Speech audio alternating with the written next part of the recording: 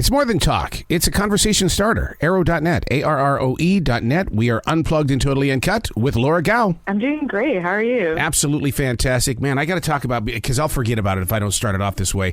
I love the design of the book cover. I mean, the color choices, the way that, right away I'm introduced to somebody that I'm going to grow with once I step inside these pages. Thank you so much. Were you part of the process of putting the book the book cover itself together? Because that's such an important part to the author themselves. Yes. So the book cover itself was drawn by me and my colorist Wei Shu, who is a genius when it comes to coming up with different color palettes for each location that's represented on the book cover. One of the things that I find fascinating with this book is I honestly believe that you are the very first person since the pandemic started that is talking about Wuhan in a very positive way. I love the way, and this is not a spoiler at the end of the book, but you go back home in the story, and it's like, wow, I've not heard that story yet. Yeah. I mean, how the book came about was I wrote a short webcomic called The Wuhan I Know back at the very beginning of the pandemic in 2020. And when I published it, it was a love letter not only to my hometown, but also to Chinese Americans everywhere who were facing anti-Asian hate and also a reckoning with what was happening in the world. And when that comic went viral on Twitter, that was the first time I realized that my voice and my story had a place in this world, and that's kind of how Messy Roots came out. I love the way that you openly admit to the readers as well as those that are following you that all of this started because of doodling. You were a doodler, and all of a sudden now you've got an action graphic book here. Yeah, I doodle all the time. Like, my teachers probably hated it, my parents too. And now here I am as an author. So doodling pays off, y'all. Well, one of the things I've always taught as an author to those that are exploring the opportunity is I'll mention to them, you got to doodle. You got to, and they, what do you mean? I say, when you doodle, you create a relationship with that paper. Mm-hmm. Yeah, exactly. It's like muscle memory. The more you do it, the more comfortable you are crafting whatever you want. In the book Messy Roots, you take a lighthearted approach at it. But the thing is, though, is that I also feel the power of positive thinking. You as a writer, you really do come across that way. Mm-hmm.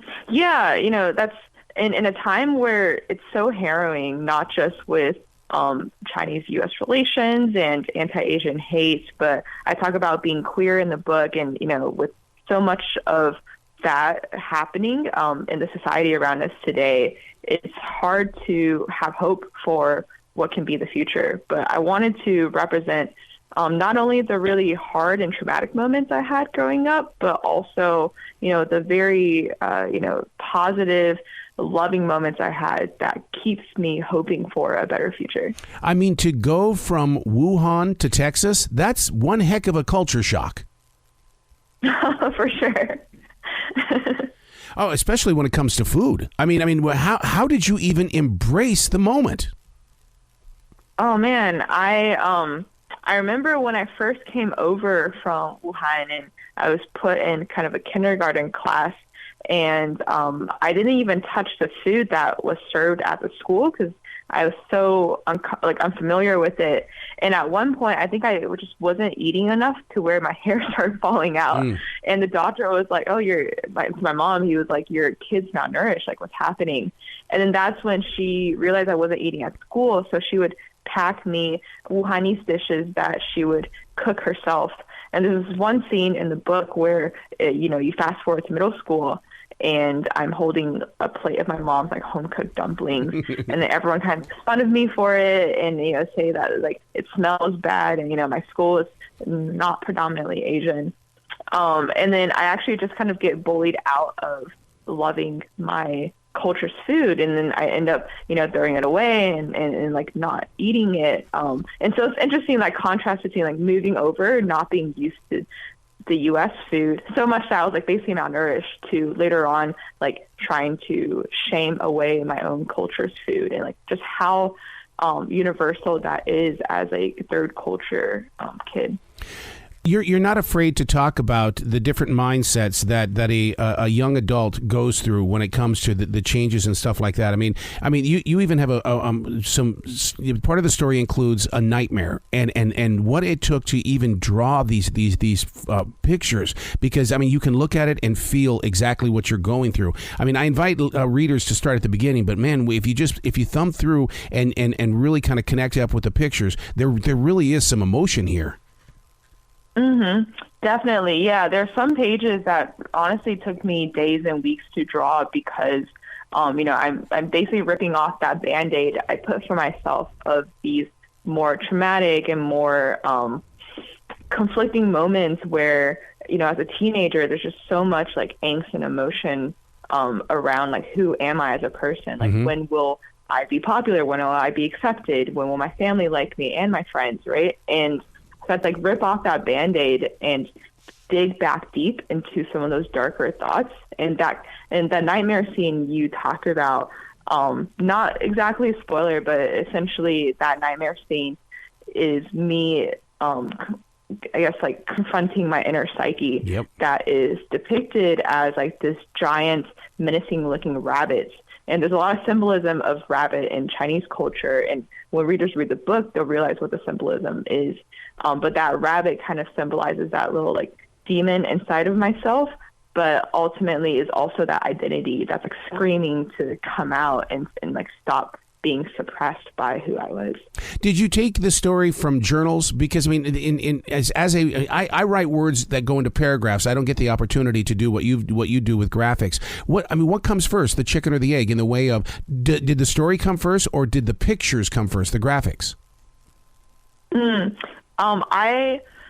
In my mind, I think in pictures, but when I write it down, I actually start off with a script, and that makes it easier for me, so I can get the story down on paper and be able to revise it with my editor and like really understand the whole like character arc, right? That like I kind of go through as a teenager.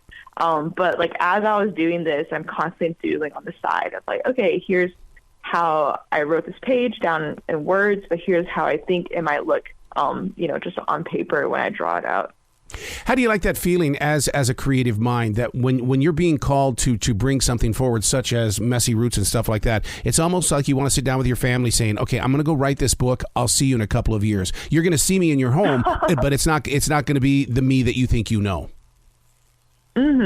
Yes. Writing this book took almost 2 years from beginning to end. And I definitely feel like a completely different person coming out of it later. And thankfully I did include my family for some of the early brainstorming process, where I got to have, like, for the very first time in our lives, just kind of very open conversations about their own experiences when they immigrated over, and talking about just like how hard and stressful it was for my dad to, worry about losing his job and then getting the whole family deported as a result because we didn't have our green cards. Stories that otherwise were also very suppressed because my family don't like talking about the hard, traumatic moments. But it was like, I always say it's kind of like therapy 2.0, where you're able to kind of like uncover that and, write it 1,000 times on paper and draw 1,000 times on paper for strangers to look at. And then by the end of it, you feel like you've really fully accepted all parts of yourself, the good, bad, ugly, beautiful, everything. And when you write like that, one of the things that's refreshing is the fact that now your soul is empty. So therefore, now you can try new things. Did you explore any other things after the book was finished? Because all of a sudden you were like spit clean as what you were going through. Yeah. I mean, afterwards, I did feel really great. Obviously, like, I'm still constantly working myself day by day, but afterwards I traveled a lot kind of around the world. I went to Taiwan, where I got to like connect back to my roots and culture again. I went to Portugal and other places just alone to really put myself out there and like, remind myself how to be like a strong kind of independent person in the world. And then I also started writing my second book, also with HarperCollins, that hopefully will be coming out in a few years. And this one is fiction, and that was on purpose Laura, I got to ask you a question, only because you were talking about the rabbit and the nightmare and things like that just a little bit ago. When you look at the front cover of this book, up there on the moon, right behind your character, is that a rabbit? Yes, that is. Oh, my God. Oh, my God. Mind blown, yeah. See, and that's what readers need to take away from this book is the fact that there really is a story here and there is symbolism. Mm-hmm. Yeah, I put a ton of motifs throughout, and I'm someone who loves it when a reader can read the same thing 3 or 4 times and catch new things each time. So I highly encourage readers, like, take multiple reads because you'll catch these little, like, Easter eggs I put in each of the panels. Wow. Laura, you got to come back to this show anytime in the future. The door is always going to be open for you. Thank you so much, Arrow. I had a great time chatting. Excellent. Well, you be brilliant today, okay? Thanks. You too. Bye-bye.